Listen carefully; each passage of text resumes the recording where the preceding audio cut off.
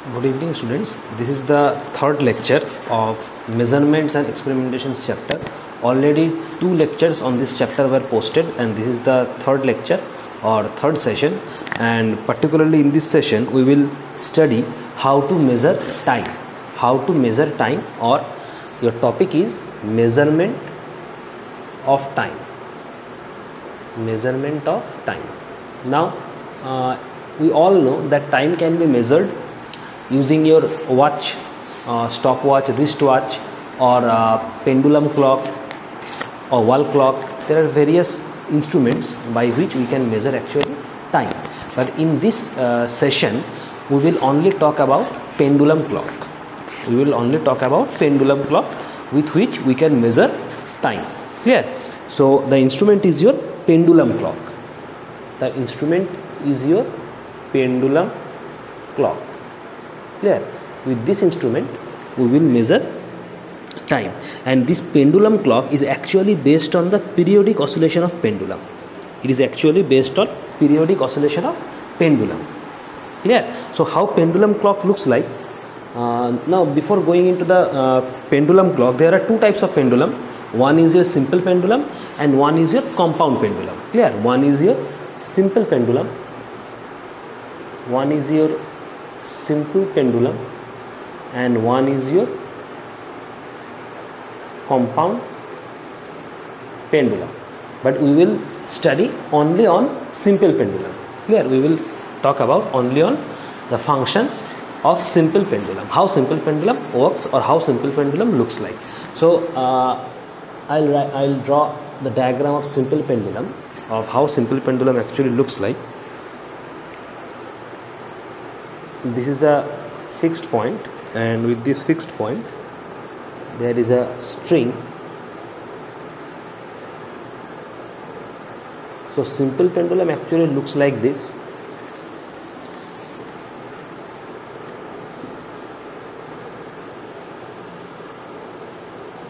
Suppose this is the O point,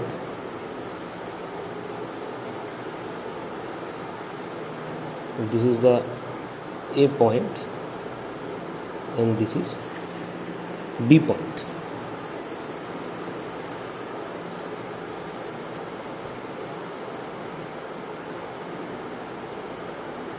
Clear? There are 3 points, A, O and B. Clear? And this is the length of the pendulum. It is represented by small l. This is the length of the pendulum. It is represented by small m. And this is the string. It is a massless string. The string has actually negligible mass. Clear? And this is called the bob. This is a heavy mass that is lifted from this fixed point. This is your actually bob. Clear? It is actually a metal ball. So this is the bob. Now it will moves like this. The bob will moves like this. That means the bob will, if we pull the string, that means if we stretch the string, the bob will moves like this. Clear? This is the movement of the simple pendulum. This is actually the simple pendulum. Clear?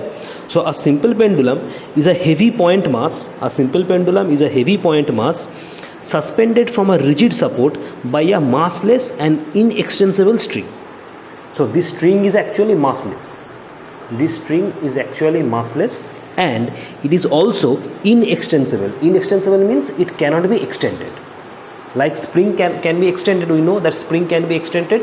If you apply force on a spring, so yes, you can extend the spring. But this string, it is a massless and inextensible. That means that you cannot extend this string. Clear? So it is massless and inextensible. That means you cannot extend the string, and it is massless also. This is the fixed point. This is the fixed point from which the bob of the pendulum is lifted. This is actually bob. It is a heavy point mass. Clear? So simple pendulum is a heavy point mass known as bob. So this is actually the heavy point mass, and it is also known as bob. So heavy point mass or bob is suspended from a rigid support. This is the rigid support or fixed point by a massless and inextensible string. So this instrument or this system is actually your simple pendulum. Clear?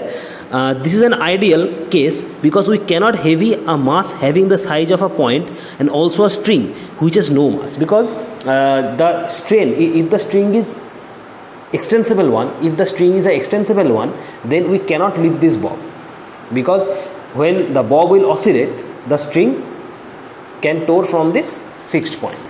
Clear? So the mass of the bob is actually a little bit heavy, and the string is actually your massless, it is inextensible.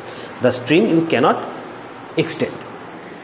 Now this picture, in this diagram you can clearly shows that the position of the bob is represented by 3 points. The position of the bob is represented by 3 points. One is the O position, one is A, and another one is B.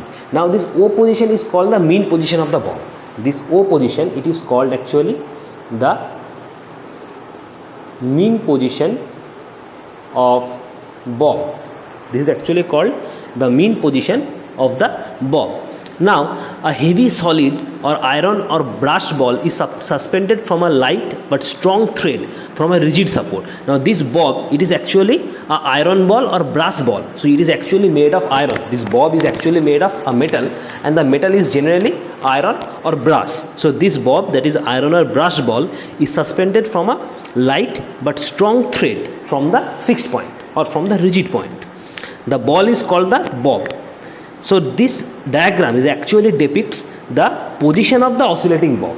That means its position is sometimes A, sometimes its position is O, and sometimes its position is B. So here in simple pendulum, the position of bob is actually represented. Clear? This position is, this O position actually called the mean position, or sometimes it is also called the rest position. This is also called the rest position, mean position, or you can say this is the rest position. Clear?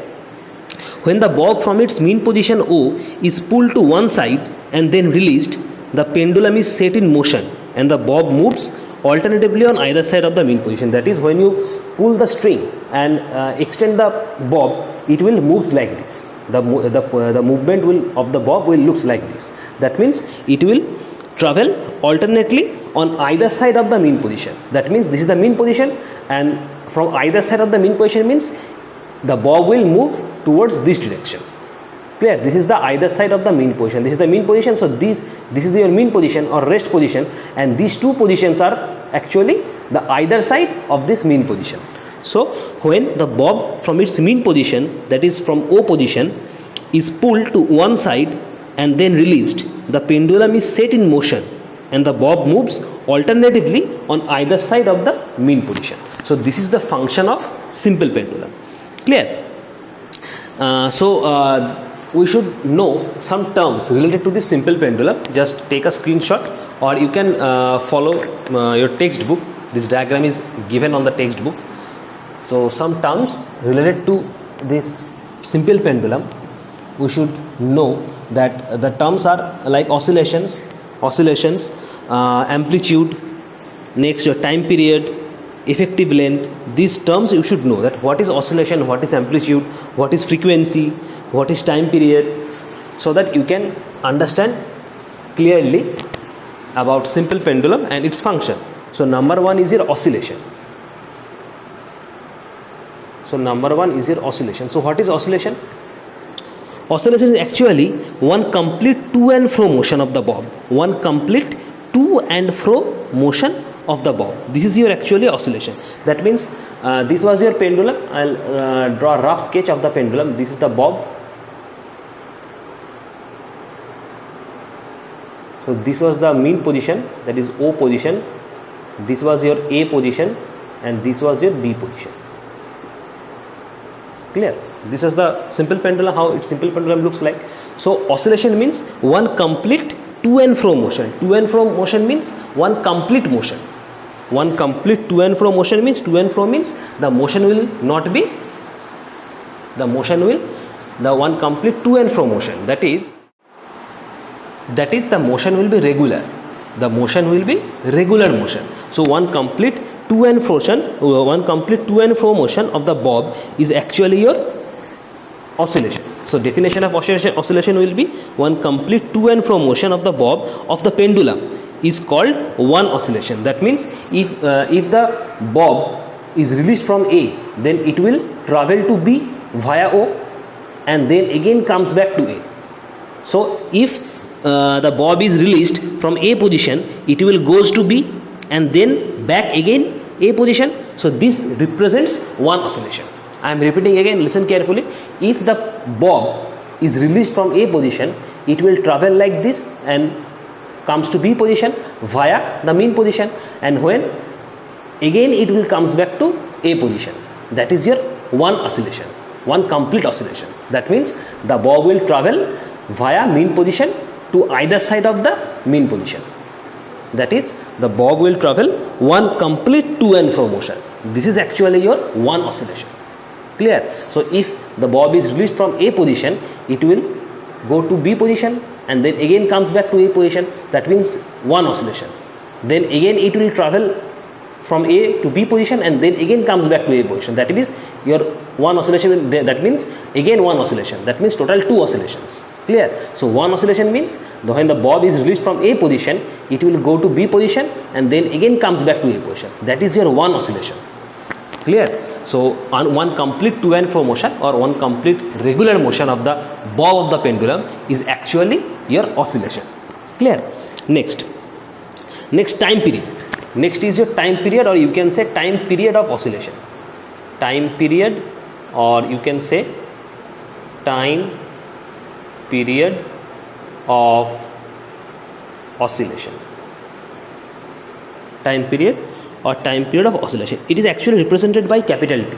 Time period or time period of oscillation is actually represented by capital T. Now this is the time taken to complete one oscillation.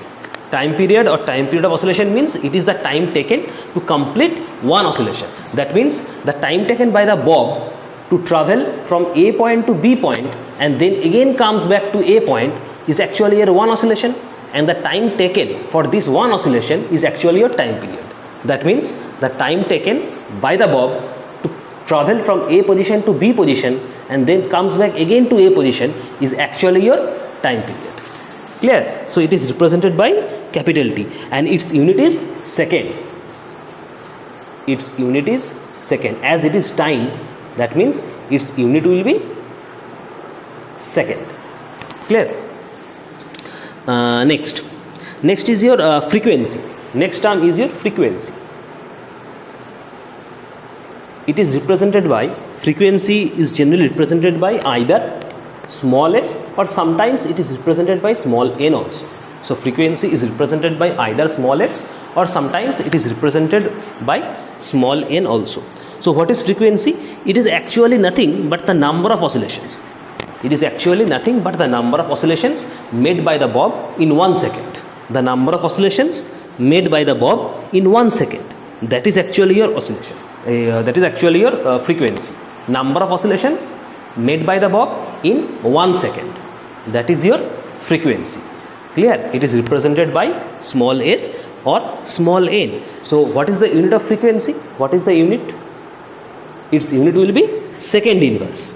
Its unit will be second inverse, and this second inverse is also known as hertz. That is Hz. This second inverse is also known as hertz.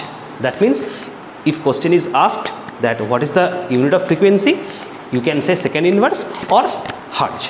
Second inverse is actually your hertz. So frequency is complete.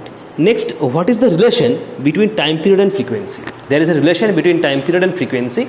So we will see what is the relation between them, between time period and frequency. That means between T and F. The relation is your actually small f equals to 1 by T. This is the relation between time period and frequency. This is actually the relation between time period and frequency. T is the time period and F is frequency. So if T is the time period of the pendulum and F is the frequency, that means F will be equals to 1 by T. So this is the relation of time period with frequency. That means frequency is the time period is the inversely proportional of frequency. Time period is the inversely proportional of frequency. That means if we increase the time period, frequency will decrease, and if we decrease the time period, frequency will increase. Clear? Okay. Next, you can extract the value of t from this equation, that is t will be equals to your 1 by f. Clear? So there are the two formulas of t and f. Next comes your amplitude. Next term, your amplitude. What is the amplitude? Amplitude is the distance. Amplitude is the distance, or you can say maximum displacement. Amplitude is the maximum displacement. Maximum displacement of the bob from mean position. Maximum displacement of the bob from its mean position. That means this is your mean position. Clear? And A and B, these are the either two sides from the mean position. So this A position and B position, actually these two positions are known as your extreme position. A and B position will known as your extreme position. These two position is known as extreme position. Clear? And this position is known as mean position or rest position. Clear? So the maximum displacement from mean position of the bob is your amplitude. Clear? So here the maximum displacement is your OA, or you can say OB. So there are you can define amplitude in two ways. So here amplitude is, you can write OA is your amplitude, or you can write OB is your amplitude, because this is the maximum displacement of the bob from mean position.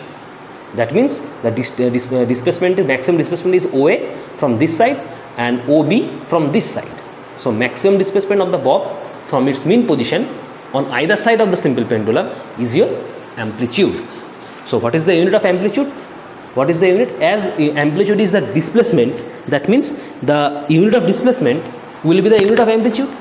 As the amplitude is your displacement actually, so the unit of displacement will be your unit of amplitude.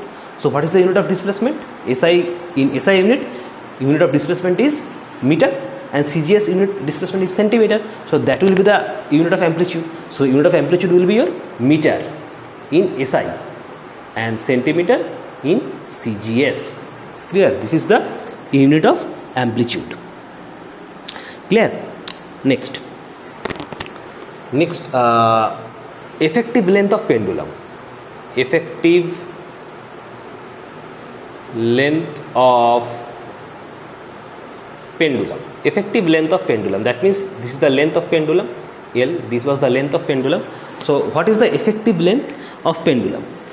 Actually it is the distance of the point of oscillation O. It is actually the distance of the point of oscillation O from the point of suspension. Though what is the suspension point? Suspension point is this point. This is the suspension point. That means the fixed point from which the pendulum is suspended. So this is the suspension point. So what is the definition of effective length? The effective length is, it is the distance of the point of oscillation O from the point of suspension. Clear? That means this is the displacement, this is the suspension point, and that is the O point.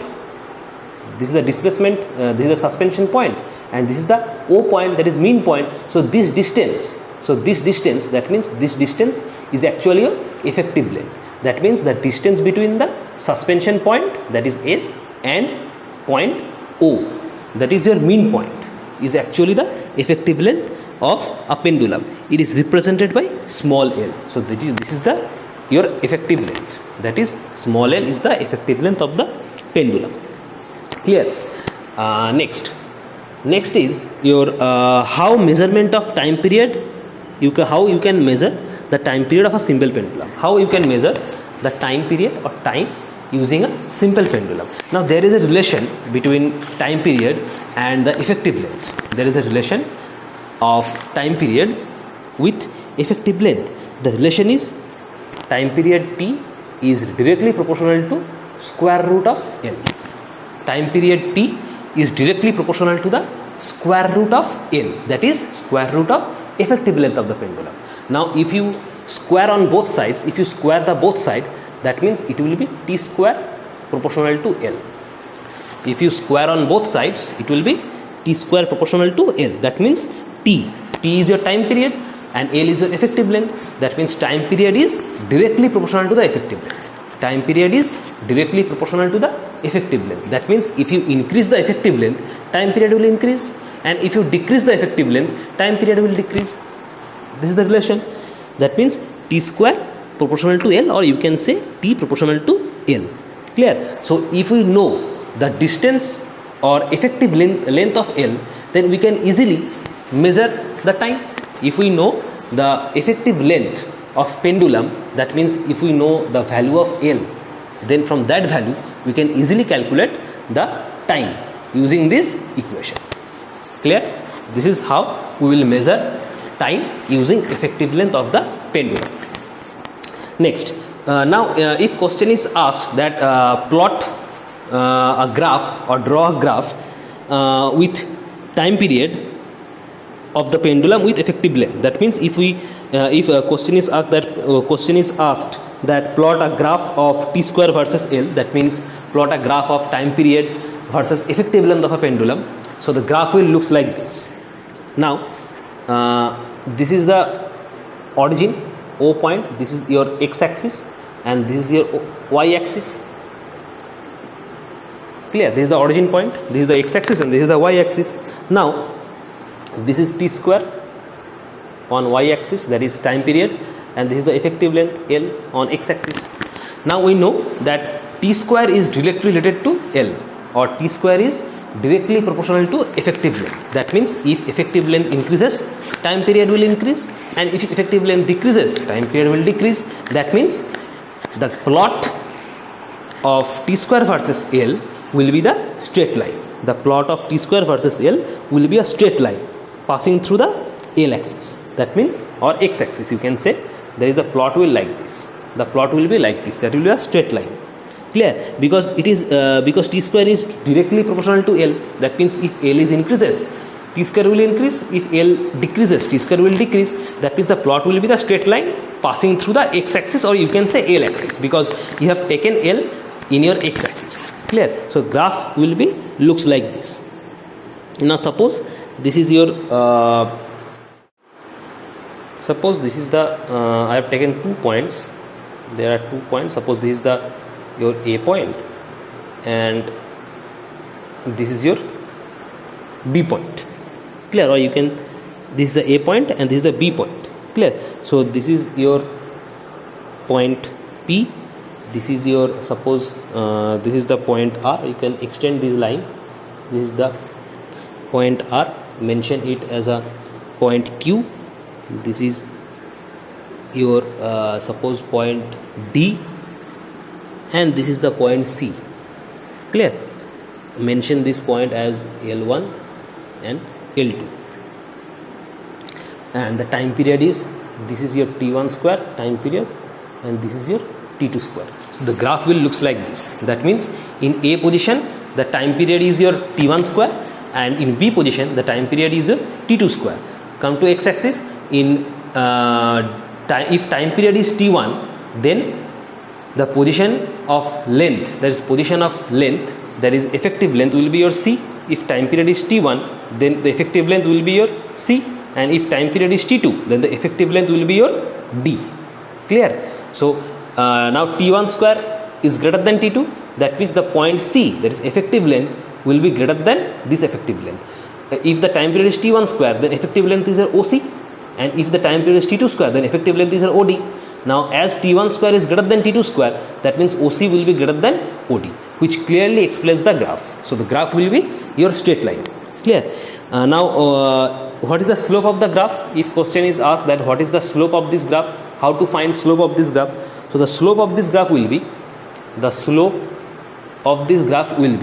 this is the slope, that is PR divided by QR. This is your slope, PR divided by QR. This is the slope. That means you will write PR divided by QR. This is your PR length, that is AB. This is your PR, and this is the QR. So this is the slope. So the value of PR is your AB, because PR, and the value of PR is your AB. So value of PR is AB, because PR means AB length, and QR means DC, and QR means DC.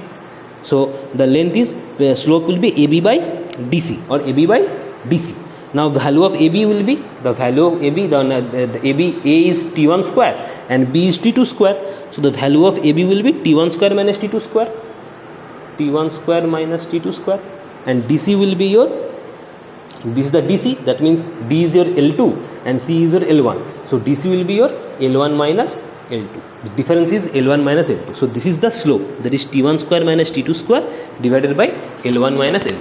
So using this slope formula, we can easily calculate numericals if question is asked and the graph is given and the data question, sometimes question is asked like that, the graph will be given and some data will be given and you will have to find the slope. So just put the formula of slope and you can easily deduce the value of slope. Clear? So this is the graph of T square versus L, that is time period versus effective length of the pendulum. Next.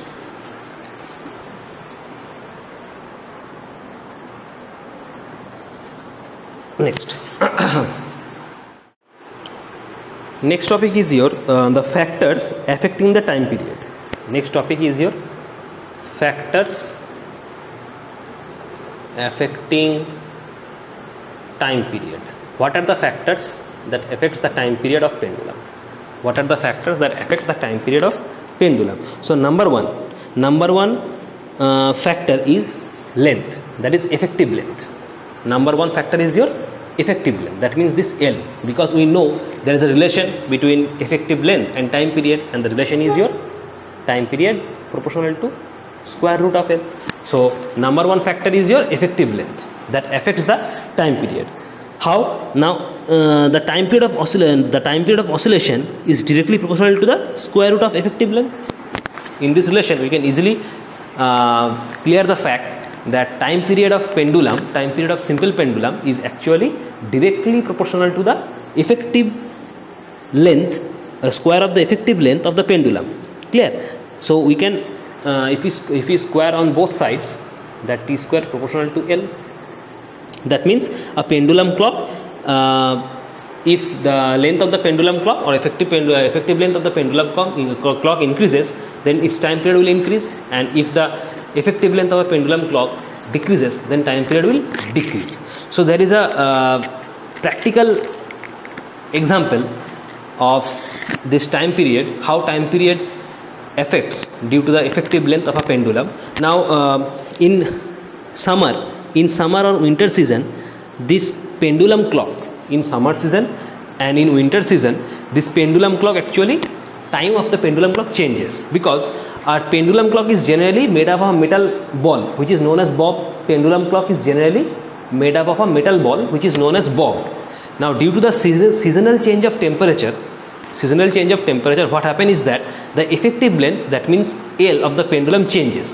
Due to the seasonal change, the effective length of the pendulum clock changes because temperature changes, and the pendulum clock is made up of a metal ball. So the metal ball has effect of temperature. That means if temperature changes, the effective length of the pendulum will change. As a result, time period will change. Now what happens is that in winter, due to the contraction, the effective length of the pendulum gets shortened. That means in winter, temperature falls down. Clear? And if temperature falls down, the effective length of the pendulum will falls down, because temperature is directly related to effective length. So in winter, temperature decreases. That means T decreases, time period decreases, and the effective length of the pendulum also decreases. That means the pendulum completes more oscillations in a given time. If effective length decreases, that means the effective length shortened, the time period decreases, as T is directly proportional to L. That means it will take more oscillations in a given time. So if it takes more oscillations in a given time, the clock goes fast, because it is taking more oscillations.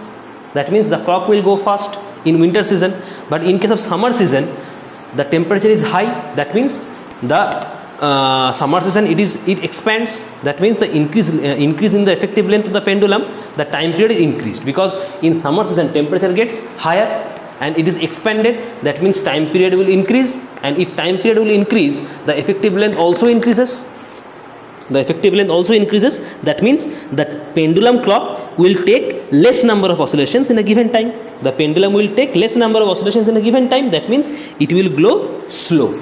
That means in summer season the pendulum clocks will run slow, and in the winter season the pendulum clock runs fast.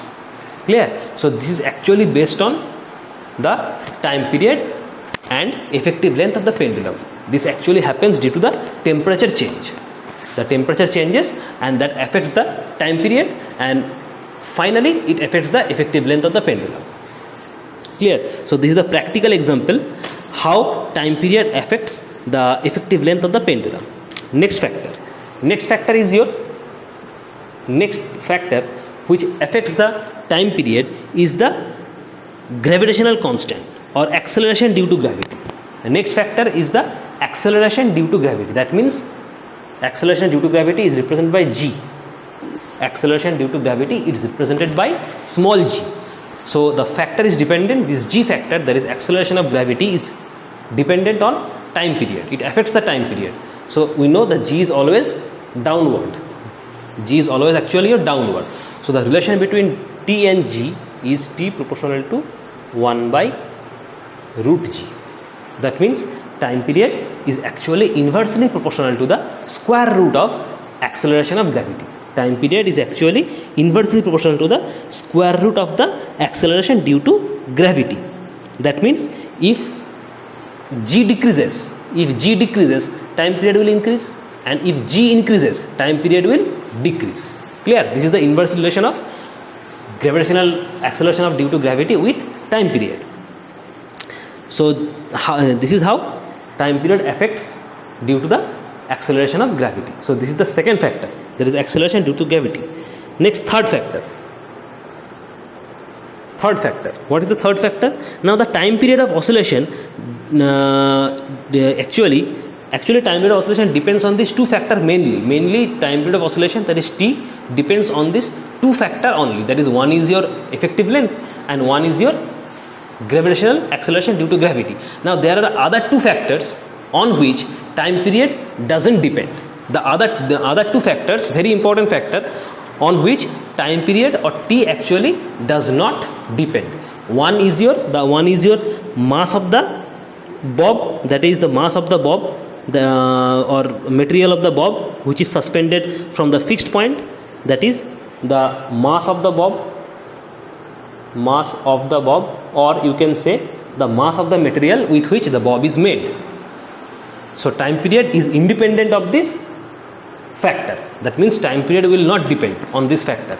You can take heavy mass of the bob, you can take light mass of the bob, the time period will not affect. Clear? Time period will only affect on this effective length and gravitational acceleration due to gravity. That means on L and on G time period actually depends, but in the case of mass of the bob or the material with which the bob is made, it is not dependent on the time period. It actually is independent.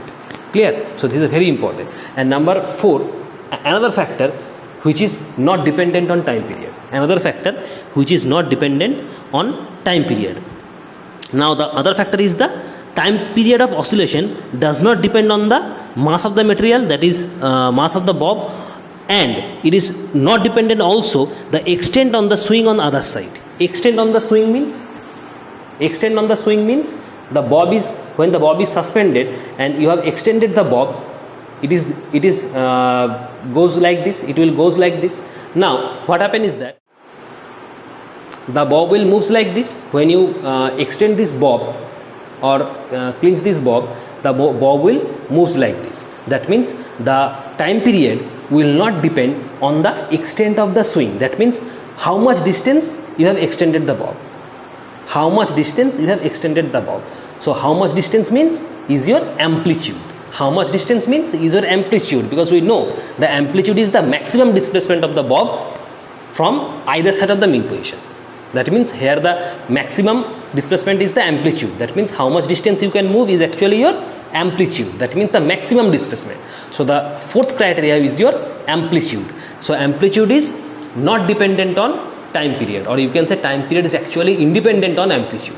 The time period of oscillation of a simple pendulum is actually independent on amplitude. There is maximum displacement of the bob from mean position on either side. So number 4 criteria is your amplitude. So these two are very important. These two factors, that means amplitude and mass of the bob, does not depend on time period, or you can say time period doesn't depend on the amplitude and mass of the bob. And the two other factors, that means effective length and acceleration due to gravity, these two actually affects the time period. So there are two factors which affects the time period, and there are two factors which doesn't affect the time period. Clear? So these four cases, that is these four factors are very important. Just read this very carefully. So if we combine these two factors, if we combine all these factors, we have a formula. If we combine all these factors, we have a formula for time period of simple pendulum, which is given as time period T equals to 2 pi root L by G. So this is the formula of time period of a simple pendulum. If we combine all these factors together, we have a formula for time period which is represented by T equals to 2 pi root L by G. That is, L is the effective length of the pendulum, G is the acceleration due to gravity. If we square on both sides, so it will be T square 4 pi square L by G. We have squared on both sides, that means T square will be equals to 2 pi whole square, that means 4 pi square, and root L by G will be your L by G. Clear? The next, so last topic from this chapter, last topic is the seconds pendulum. What is the seconds pendulum? Very easy. What is the seconds pendulum? What is your seconds pendulum? Now, if you want to know very short what is seconds pendulum? Now, a pendulum whose time period is 2 seconds. A pendulum whose time period is 2 seconds is actually the second pendulum. That means a time pendulum which pendulum or simple pendulum whose time period is actually 2 seconds. That means your time period T will be 2 seconds. That is your second pendulum. So a pendulum whose time period is actually 2 seconds is the simple pendulum, or is the seconds pendulum. Time period 2 seconds. That means a simple pendulum whose time period is 2 seconds is actually the seconds pendulum. Clear? That means the number of oscillation will be here 2.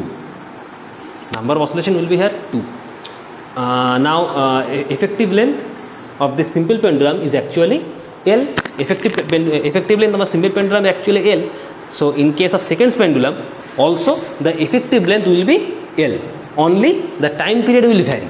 Only the time period will vary, and the other measurements, that means effective length, gravitational acceleration due to gravity, will be as it is in case of simple pendulum. Only the time period will be changed. That is, time period will be your 2 seconds. That is your seconds pendulum. Clear? So this is the end of the topic from measurement of time. So the chapter is complete, and I will solve some numericals from this topic on measurement of time. So just open your textbook and I will write some questions. There are numerous numericals that can be asked in the exam. So open your book. So exercise 1C. Exercise 1C, open your textbook at page number 25. Page number 25. Go to your numerical section.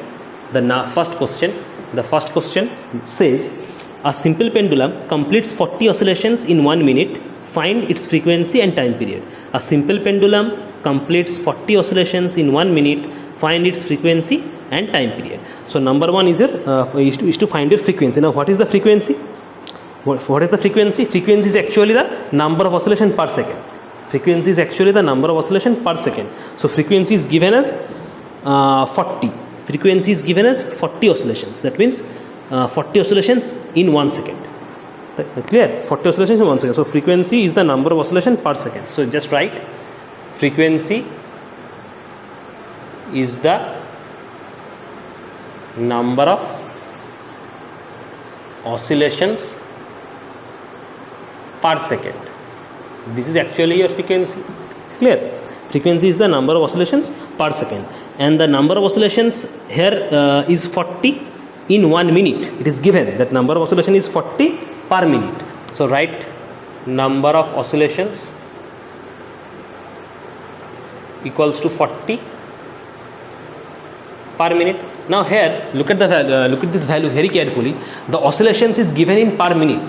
The oscillation is given in per minute, but we have to find oscillations in second. Only then you can find frequency, because if you calculate number of oscillations per second, that will be your frequency, but oscillations is given in minute, per minute. So we will convert minute into second and find the number of oscillations in second, and that will be your answer, that will be your frequency, because frequency is calculated on the number of oscillations per second, and here minute is given. So we will convert minute into second, and that will be the answer. So what is the frequency? Frequency, that is number of oscillations. Frequency means number of oscillation per second. So it will be 40 by 60, because if you convert this 40 per minute, it will be like 40 by second, 40 by 60, and unit is second inverse. Unit of frequency is second inverse, or you can write hertz also. Second inverse means hertz. There. So just reduce 0. 2 2s are 4, 2 3s are 6. That means 2 by 3. Second inverse. If you convert this into decimal, it will be 0.67 second inverse. Clear? You can write second inverse, or you can say hertz. Both are same. So this is the frequency. This is the frequency in second, and this is that means the number of oscillations per second. That is your frequency, and here number of oscillation, that means the frequency is given in minute. So you will convert minute into second, and that will be your answer. So this is the first part, the frequency. Next part is the time period. Next part is the time period. This is the frequency A and B. Next, time period. Now we know that time period is related to frequency by the relation T equals to 1 by F. This is the relation between the time period and frequency. Now just put the value. Frequency is your 1.1 by 0.67. This is the frequency, and the unit of time period is second. So we will put second. Now if we calculate, there is a decimal, therefore we can write like this: 100 by 67. Just put 2 zeros and omit the decimal. So this is 100 by 67. If you calculate, this will be approximate equal to 1.5 second. Now here only approximate calculation is required. You don't need to calculate the exact value. Just calculate the approx value, that is 1.5 second. 1.5 second is the time period. Clear? So this is the number 1 question on numerical. Very easy questions. Just remember the formulas and how to solve. You should know how to approach these questions.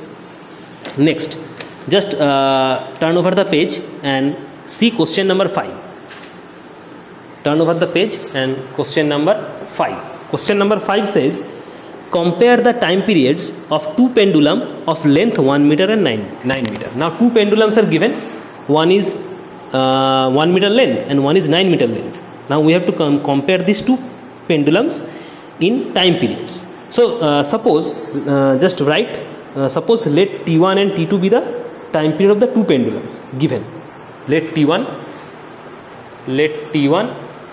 and T2 be the time periods. Let T1 and T2 be the time periods of two pendulums. Let T1 and T2 be the time periods of two pendulums of length 1 meter and 9 meter respectively. Clear? The length of the two pendulum were given 1 meter and 9 meter, and I have considered the time periods of the two pendulum as T1 and T2. T1 is the time period of the pendulum having length 1 meter, and T2 is the time period of the pendulum having length 9 meter. Then by the formula, we know the formula of time period is T equals to 2 pi root L by G. This is the relation, this is the formula. Now apply this formula on both the pendulums. Apply this formula on both the pendulums. So in case of first pendulum, we can write T1 equals to 2 pi root L by G. Clear? And the length will be your L1 in case of first pendulum, as time period is T1. Now G will be same for both the pendulums, and 2 pi is the actually the constant term, so it will be fixed. And in case of second pendulum, it is T2. Second pendulum, it is T2, so it will be your 2 pi root L2 by G. Clear? This is the case of first pendulum T1 and second pendulum T2. Now we have just divided T1 and T2. Clear? Now simplify. So 2p will reduce. Therefore T1 by T2 will be your root L1 by G and root L2 by G. So if you combine these two, it will be L1 by G and L2 by G, because both L1 by G and L2 by G is under root. So I have combined these two under a single root, that means L1 by G and L2 by G. If you simplify, if you further simplify, so it will be T1 by T2 equals to L1 by G into G by L2, and G will reduce, that means T1 by T2 will equals to L1 by L2, that means T1 by T2 will equal to root L1 by L2. T1 by T2 will be equals to L1 by L2. Clear? Now L1 and L2 is given. L1 is your 1 meter and L2 is your 9 meter. So put the value. So T1 by T2. Now L1 by L2. So L1 is your 1, L2 is your 9. So put these values. Now T1 by T2. Now root 1 is actually 1 and root 9 is actually 3. Therefore T1 is to T2, it's 1 is to 3. So this is the answer. This is the comparison of length 1 meter and 9 meter of the two pendulum, the comparison of time periods. So this will be your answer. This is very important question. Clear? So just write down or take a screenshot and I will erase this. Next numericals.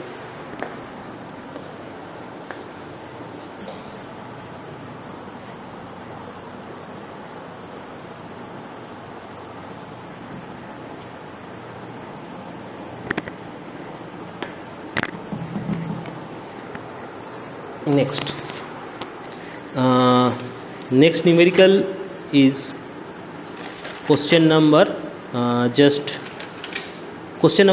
remaining questions you can solve your own. Just question number 6. Come to question number 6. The question number 6 says pendulum completes 2 oscillations in 5 seconds. What is the time period? And if G equals to 9.8 meter per second square, find its length. So pendulum completes 2 oscillations in 5 seconds. Very good. Number of oscillations is 2 and it completes it in 5 seconds. So number of oscillation is your 2. So write number of oscillations is your 2. Number of oscillation is your 2, and time taken for complete these oscillations is 5 seconds. So time taken equal to 5 seconds. Time taken equal to 5 seconds. Therefore time taken is actually your t, and number of oscillations means frequency. Number of oscillations, it is that is your frequency in 5 seconds. So therefore frequency will be, what is the frequency? Now frequency is the number of oscillation in 1 second. Listen very carefully. Frequency is the number of oscillation in 1 second. Frequency is the number of oscillation in 1 second. That means 2 oscillations, that means 5 oscillations in 5 seconds. Number of oscillations is 2. In 5 seconds, number of oscillation is 2. So in 1 second, number of oscillation will be 2 by 5. Just like unitary method, you know the unitary method, how to solve sums in unitary method. So this is the simple unitary method. We have to find out the frequency, and the frequency is number of oscillation in 1 second. So we have to find out the number of oscillation in 1 second. Now in 5 seconds, number of oscillation is 2. So in 1 second, number of oscillation will be 2 by 5. This is a simple unitary method. So number of oscillation is 2 by 5 in 1 second. So that is the frequency, because frequency is the number of oscillation in 1 second. So here frequency will be 2 by 5. Clear? And this is equals to 0.14. If you want to convert this into decimal, this is your 0.14, and the 0.4. This is the 0.4, and unit is your hertz. Hertz or second inverse, anyone you can write. So answer is 0.4 hertz. Clear? This is actually your frequency. Next is your length. We have to find out the length also. So this is the frequency is your 0.4 hertz, and the question is asked, what is the time period? So frequency is 0.4 hertz. So what is the time period? Time period will be time period t equals to 1 by f. We know time period t equals to 1 by f. That means this is the frequency, there is 0.4 hertz. So write the value 0.4. So this is 10 by 4. So 2 5s are 10, 2 2s are 4. That means 2.5 seconds. This is the time period. That means 2.5 seconds is the time period. Now if second question is asked that if g equals to 9.8 meter per second square, find its length. So this is the first part of the question, to find out the time period. The second part is given that the value of g is given, that is 9.8 meter second to the power minus 2. G is 9.8 meter second to the minus 2. Just remember this value, g equals to 9.8 meter second to the power minus 2. So if g is 9.8 meter second to the power minus 2, find its length. We have to find out its length. That means we have to find out L. Clear? So in part B, g, the value of g is given. We have to find out the length. That means we have to calculate L. So we know the formula that t equals to 2 pi root L by g. So by this formula we will calculate the value of L. So t is already is 2.5 seconds. So just put the value 2.5. 2 pi is your 3.14, and root L by g. So root L, we don't know the value of L, and g is your 9.8. Clear? So just solve this equation and you will get the value of L. Just solve this equation and you will get the value of L. That will be your answer. That will be your effective. Clear? So this type of questions can be asked in your exam using this formula, and it is based on this chapter, on this topic. So that's all for today. The chapter is complete. Clear? Do the remaining sums in homework and try to solve the questions from exercise. Every question you will get answer from the textbook.